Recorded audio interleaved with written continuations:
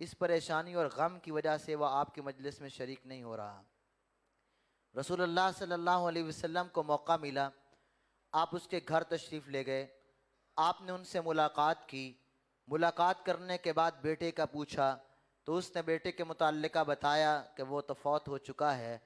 آپ صلی اللہ علیہ وسلم نے اس موقع پر اظہار تعزیت کیا، فَأَذَّاهُ، آپ نے صبر کی تلقین کی، اور اس موقع پر آپ صلی اللہ علیہ وسلم نے دو باتیں پیش کیں۔ کہا میرے صحابی، مجھے پتا ہے تیرا غم ہے، باپ کو اولاد کی محبت کا مجھے اندازہ ہے کیا ہوتی ہے، اور جس کا بچہ پیارا سا چلا جائے اس کے دل پہ کیا بیتتی ہے مجھے معلوم ہے، لیکن میری بات سن، دو باتیں ہیں۔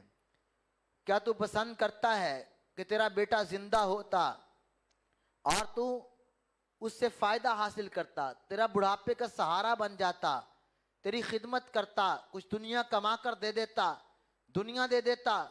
کیا ایک طرف تو یہ بات ہے، اور دوسری طرف تو کیا پسند کرتا ہے کہ کل کو جب اس دنیا سے چلا جائے اور پھر اللہ تعالیٰ سے ملاقات ہوگی، قیامت کو فیصلے ہوں گے، تو یہ تیرا بیٹا تیری آمد سے پہلے جنت کا دروازہ کھول کے کھڑا ہوگا کہ میرے باپ آ جا، میرے ساتھ اللہ کی جنت میں چلا جا۔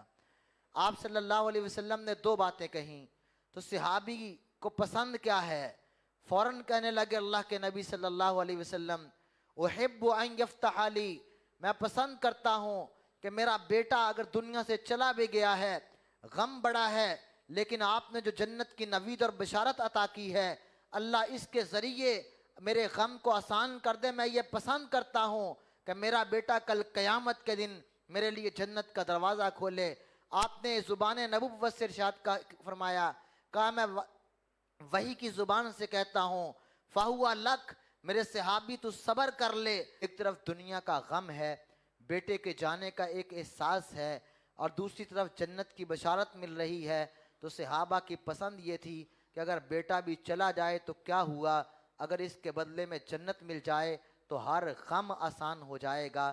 آج ہمارے لیے یہ احساس بیدار رہنا چاہیے کہ دنیا کے غم، دنیا کی تکالیف، دنیا کے مصائب، دنیا کی مشکلات پہ اگر ہم صبر کریں اور اللہ جنت دے دے تو یہ سودا بڑا اچھا ہے۔ اور پھر اللہ ذوالجلال والاکرام ہمیں اس بات کی بھی توفیق دے کہ ہم اپنی اولادوں کے بارے میں یہ سوچ سکیں کہ ہماری اولادیں ہمارے آخرت کا ذخیرہ بنیں۔ ایک تو کسی کا اللہ آزمائش ڈال دے، بچہ فوت ہو گیا، اس صورت میں وہ آخرت کا ذخیرہ ہے۔ ایک ہم اپنی اولادوں کو اللہ کے